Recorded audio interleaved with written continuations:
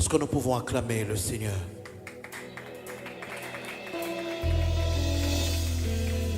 Je disais qu'on célèbre Dieu.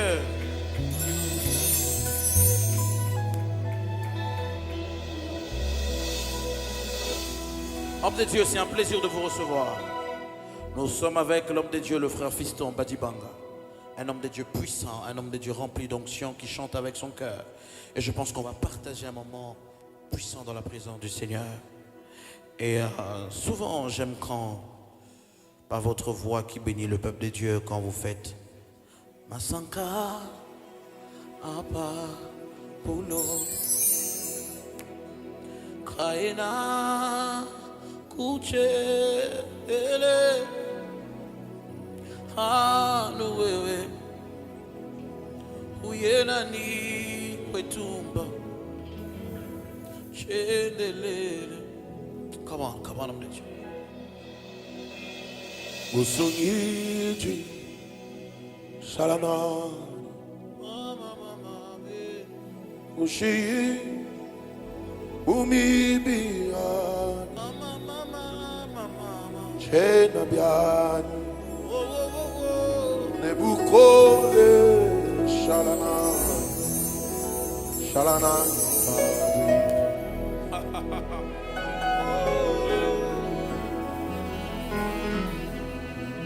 Masanka Apabulo Kaena Uchene Anuwe Wakatu Jisanka Jakashe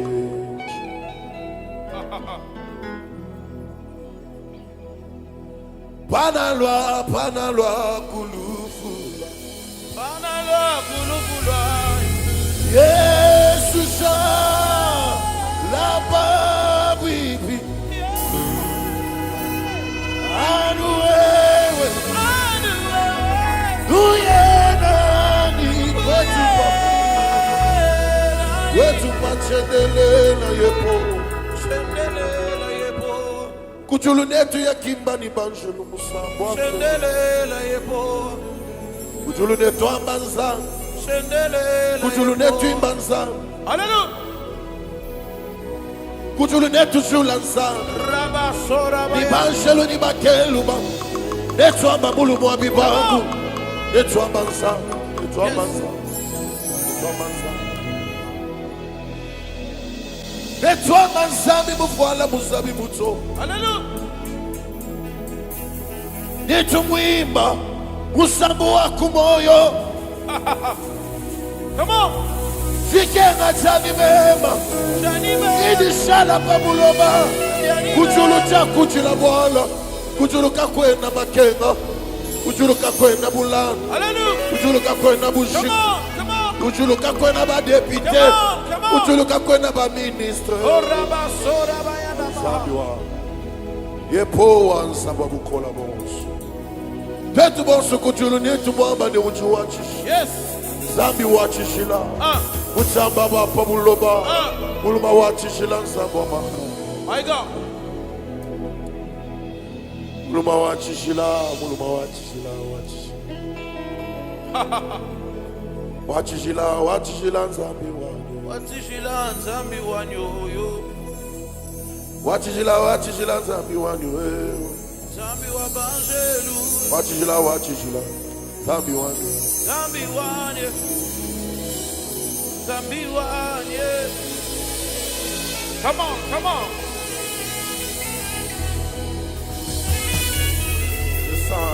Bosa woyemba nzambi Come on. Wachishila nzambi Come on. Wachishila nzambi wanyo Watishila nzambi wanye. Wachishila nzambi wanye.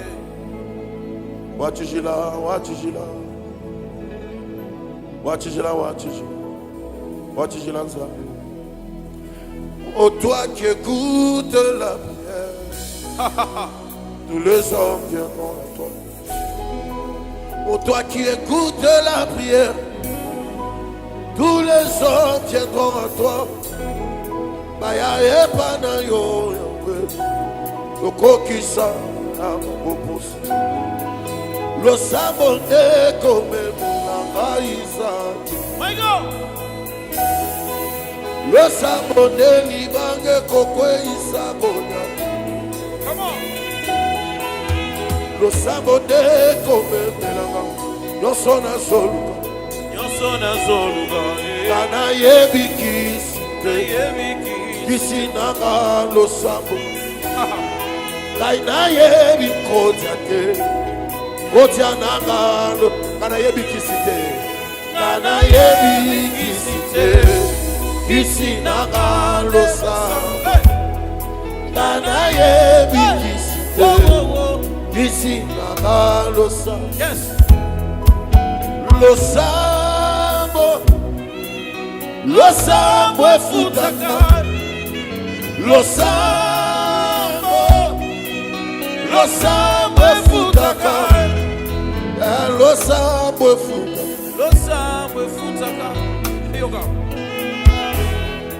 Nana yebi kisite. Kisinanga lo sabo. Ayoyo na kota lo jete. Kisinanga lo sabo. Ayoyo na simbanze tete. Kisinanga lo sabo. Nalobi nana yebi kisite wo. Kisinanga lo sabo. Ayoyo na kota lo jete wo.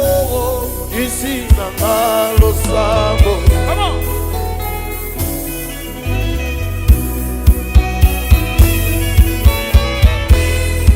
Anzabiwa.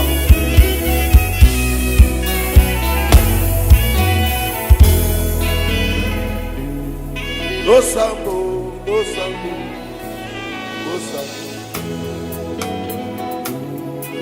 Lo sabo, lo sabo, lo sabo. Lo sabo. Lo sekangate, lo sabo. Kochola ngayo yote, Lo sabo e futaka.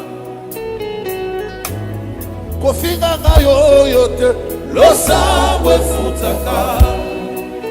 Pape Manuel, bachola yote na vie. Lo sabo e futaka. Hey my God. Yebisaba yebazo seka ba retraite na yoboye. Lo sabo e futaka. Yoga. O bachola yote tolobie. Lo sabo e futaka. Vas-y. Yebisaba yebazo finga ba genou na yo kofukama. Lo sabo e futaka. Ataba chile meriyo bala liboso bala mibaleni ne futaka. Lo sabo e futaka. Yebisaba doke libota. Baba na tezo futaka la te. Lo sabo e futaka. Lo sabo e sana nguya. Enyoso ye. Lo sabo e futaka. Et puis je dis ceci. Soko yebi mangomba te. Kosekanga yo yote. Come on. Hey. Soko yebi ba retraite na kota te. Kosekanga yo yote. Ah bon? Papa m'a donné la raison pour laquelle je dis ceci. Yes. Le lot aux ana bateau yo. Bazo seka ba sacrifice na biso. Yes. Le lot bateau bazo zo courage au beka bato su ba simba kisi. Ah. Po ba bongi na vie. Ah. Mais batikala jamais ko tuna passer na bango. Oh my God. Batuna te batuna ba uta wapi. Oh my God. Aujourd'hui les gens te voient comme ça. Yes. Mais écoutez. Aujourd'hui les gens te voient comme ça. Mais ils ne connaissent pas. Ba sacrifice au salut. Come on. 10 ans passés. Yes. Peut-être là la libana toye. Yes. Peut-être on va gêner chaque semaine toye. Yes. Oh my God. Peut-être pesa bilamba toye. Oh my God. Le long zamba pambolio. Bangwana bazo bakio asibikis. Oh my God. Botala ya koti loge. Oh my Tena God. zo saba soko yebi sacrifice na sala na vie. Oh my God. Kosekanga te. Sekate. Soko yebi ya kote. Kosekanga yo. Soko yebi bangomba na matate. Kosekanga yo te. Yaya soko yebi bofrande na pesa te. Kosekanga yo te. Soko yebi ma chaîne na sala te na vie. Kosekanga yo te. Soko yebi ba humiliation na monate. Likolo lo sambo basusu bafinga bakitisa nyoso. Likolo akozala mwana nzambe basusu bafinga ye. Na manaka komitu na eske na sala kierere zote manaki komitu na eske lo sambo de sala kioter na robani yoyo. Sokyo yemi pase ya motote yo tuna nzambe. Komata bangoma ba genu ezoka na lobani. Na lobi osekanga yoyote ye. Et puis j'ai dit, potango bango bazo sala kindumba bisona losa. Come on. Tango bango bazola tama mibishi bisona losa. Yaya tango bango bazote kabanzoto libanda bisona losa. Nangonga oyo bazola la na basimetiere bisona losa. Tango tozolo bao bamisusu bateki misapi na bango bisona losa. Yaya tango tozoyemba bamisusu bateka kobota na bango bisona losa. Tango yo ndimi kovanda awa bamisusu bazosimba kisi bisona losa. Tango ndimi koyana matadi bamisusu bazosimba kisi bisona losa. Tango misusu bazosala mabe biso kaka na nini oyo bisona losa. Tango bazosimba bakisi biso kaka na losambo bisona losa. Tokota lonjete Yahweh bisona losa. Tango bazosimba bakisi basingana loketo bisona nini bisona losa. Atako kwezopela biso kaka na losambo bisona losa. Ata dollar somata biso kaka na losambo bisona losa. Ata ezopela na este biso kaka na losambo bisona losa. Soki bango basimba kisi bisoto simba losambo.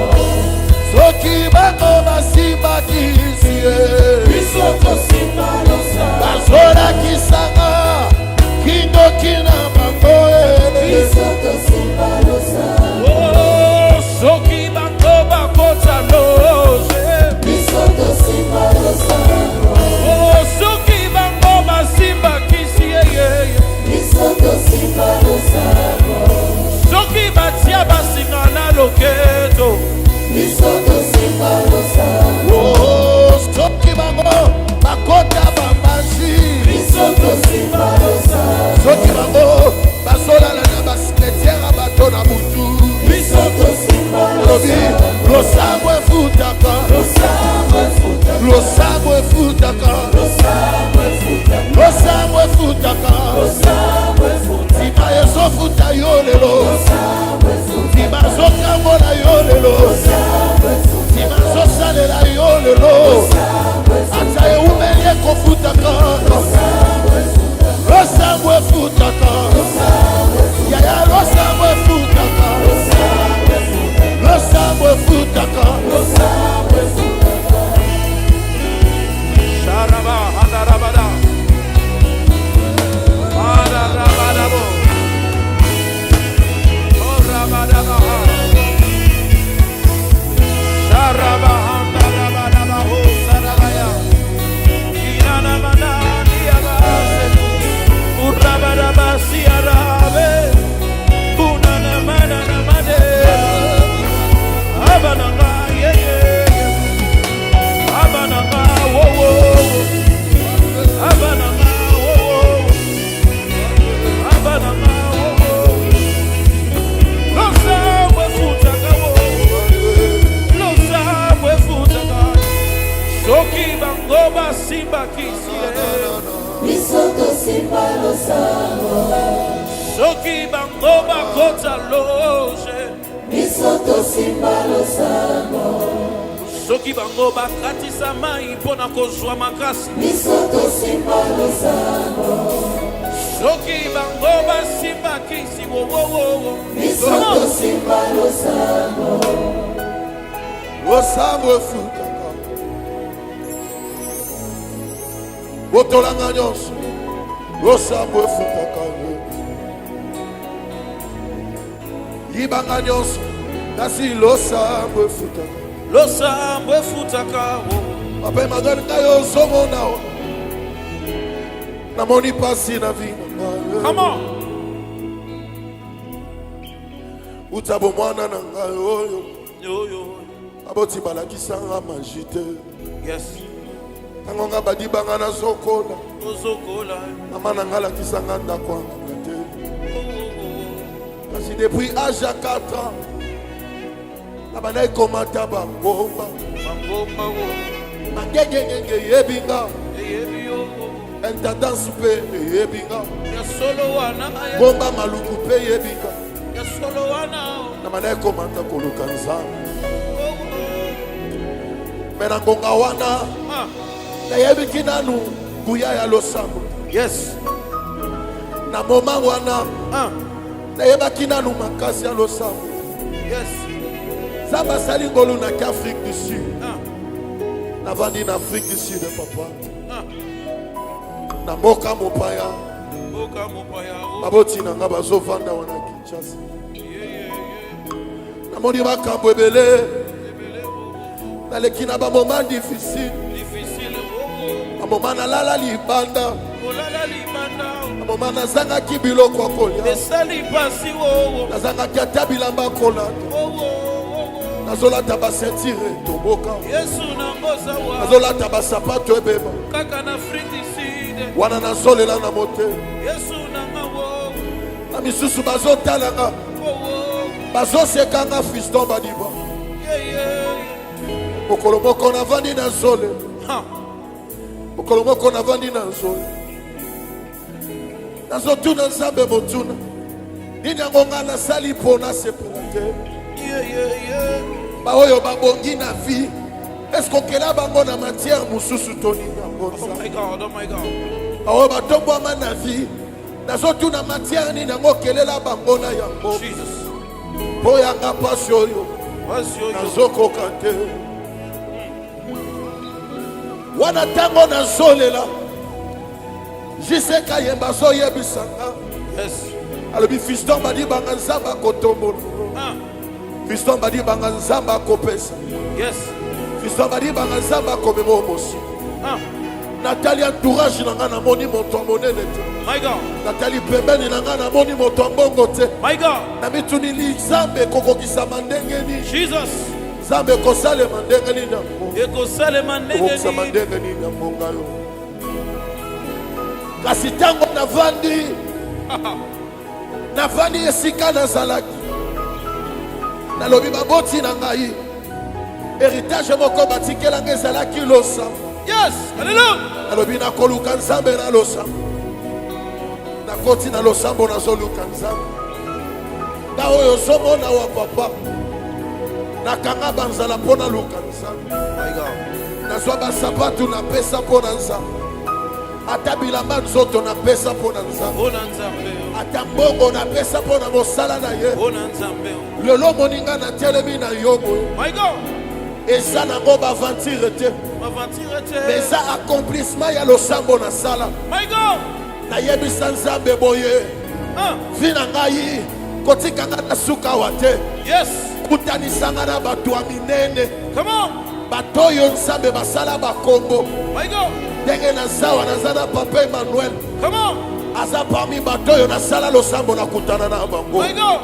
nangi nayebisa moto moko losambo nyonso ozosala na motema na yo ata lelo oyo losambo efuti yo te ata lobi losambo oyo efuti yo te yeba ata après 5 ans après 10 ans après 7 ans losambo ekofort losambo epolaka te yaya yango nalingaka koloba boye kisi ekoki kopola kasi losambo epolaka te bato bakoki kobela kasi losambo ebelaka te. Papa Emmanuel nakoki kokufa kasi losambo ekufaka te. Losambo erataka te. Losambo erataka te. Kisi ekoki kopola losambo epolaka te wo. Mayoyo nakoki kosila wo losambo esilaka te. Na témoignage oyo yopesi yeye namoni puissance à losambo. Namoni puissance à losambo. Namoni pouvoir à losambo. Ezali Christe, ezali kaka losambo.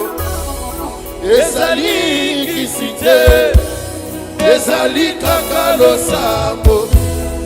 Ezali Christe, ezali kaka losambo. Ezali Christe, ezali Christe, ezali kaka losambo. Ezali Christe, ezali kaka losambo. Ezali Christe, ezali kaka losambo. Moto akoki kokufa losambo ekufaka te wo. Écoutez, écoutez, écoutez. Écoutez, écoutez, écoutez. La prière du juste a une grande efficacité.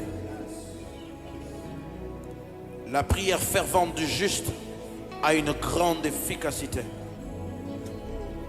Quel est ce problème qui peut se lever devant l'Éternel des armées? Juste en priant, il y a quelque chose qui se passe. La prière est une arme pour les justes face au combat, face à l'adversité, face aux réalités. La prière peut répondre là où tu ne te rendais peut-être pas compte. Lorsque vous élèverez le Fils de Dieu, c'est alors que vous saurez qui il est. Mais en priant que vous l'élèverez et vous verrez s'accomplir des choses qu'il vous a promis.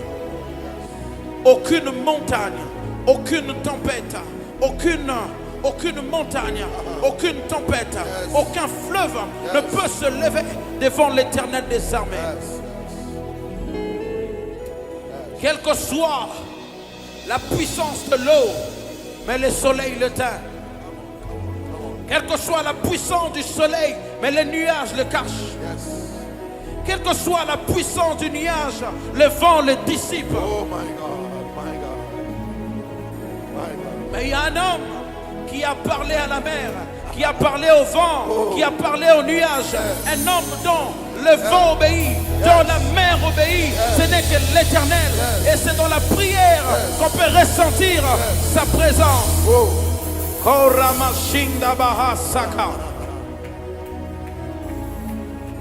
Celui qui prie est très dangereux.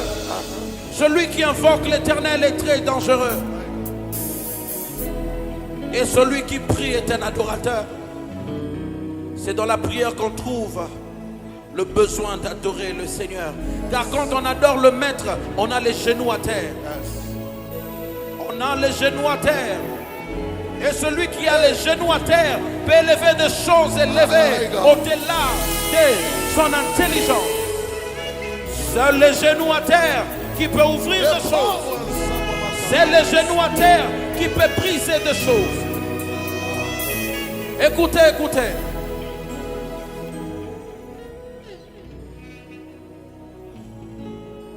Seuls les genoux à terre qui peuvent répondre à des choses. Seuls les genoux à terre qui peut te donner ce que tu n'as jamais imaginé.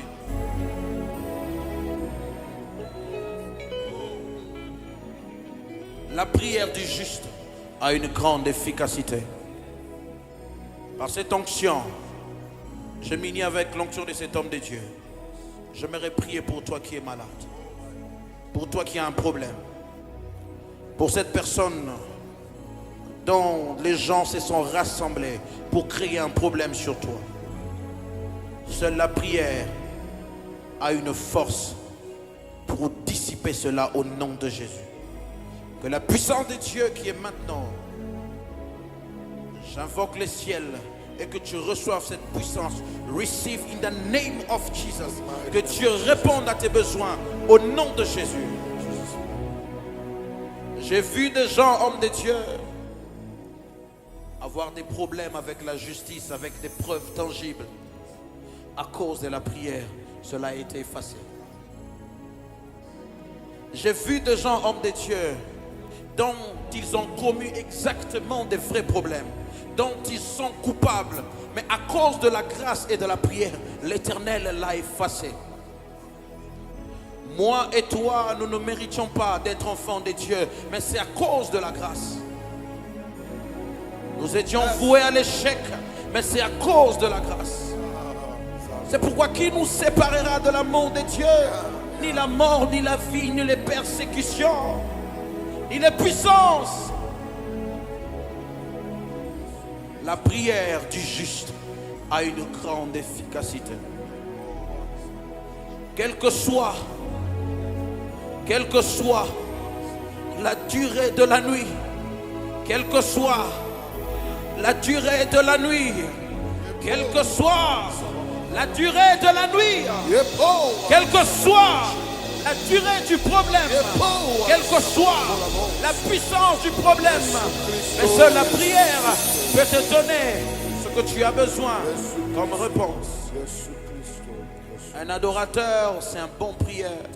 Un adorateur qui prie l'Éternel est prêt à faire des choses compliquées. Et celui qui adore Dieu, qui s'approche du trône de Dieu, est l'ami de Dieu. Raison pour laquelle l'adorateur David était quelqu'un, l'homme selon le cœur de Dieu. Car c'est quelqu'un qui savait mettre ses genoux à terre et invoquer le ciel.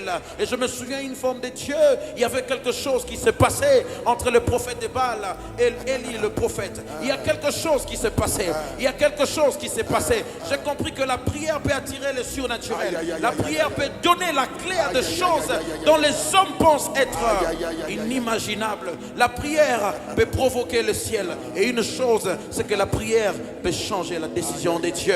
Quand Élie parlait avec le prophète de Baal, Élie a engagé un combat dont Dieu n'y était même pas. Élie a engagé un combat dont Dieu n'a pas demandé. Mais Élie avait compris les secrets des genoux et de la prière. Il a dit, invoquons l'Éternel. C'est pas Dieu qui a dit à Élie, va m'invoquer. Mais c'est Élie qui a dit, invoquons l'Éternel. Car Élie connaissait exactement la puissance de la prière. Quand on prie l'Éternel, on l'associe à mon Dieu, on l'associe à quelque chose, on l'associe à quelque chose, même quand il ne dit rien, même quand il ne dit rien, à cause des genoux, il peut se dire, il y a quelque chose qui se passe. Regardez cet enfant. Homme de Dieu, pendant que vous êtes en train de dire cela, Comment? je vois l'histoire de Bartimée. Comment? Permettez-moi, j'aime cette histoire. Comment? Parce qu'il y a des choses que Dieu m'a fait comprendre dans cette histoire. La Bible dit il est assis au bord du chemin. Bartimée n'était pas la seule personne qui criait le nom de Jésus ce jour-là. Parce que lorsque vous lisez la Bible nous confirme que Jésus était quelqu'un de foule. Ça veut dire tout autour de Jésus, il y avait du bruit. Comment? Toute personne pouvait appeler Jésus. Yes. Toute personne pouvait crier fils de David. My God. Mais Jésus a pu seulement détecter une seule voix. Oh mon Dieu. Il n'a pas détecté la voix du frère de Bartimée, mais il détecte la voix de Bartimée. Yes. Lorsque Bartimée a crié, tout le monde criait, Jésus ne s'est pas retourné. Mais lorsque Bartimée a crié, lorsqu'il a prié, Jésus, il a entendu sa voix. La Bible dit, il tourna. J'aimerais dire à quelqu'un ceci. Il y a des prières et des prières. Yes. Il y a des prières et des prières. Yes. Et j'aimerais te confirmer, toi qui nous écoutes maintenant. Yes.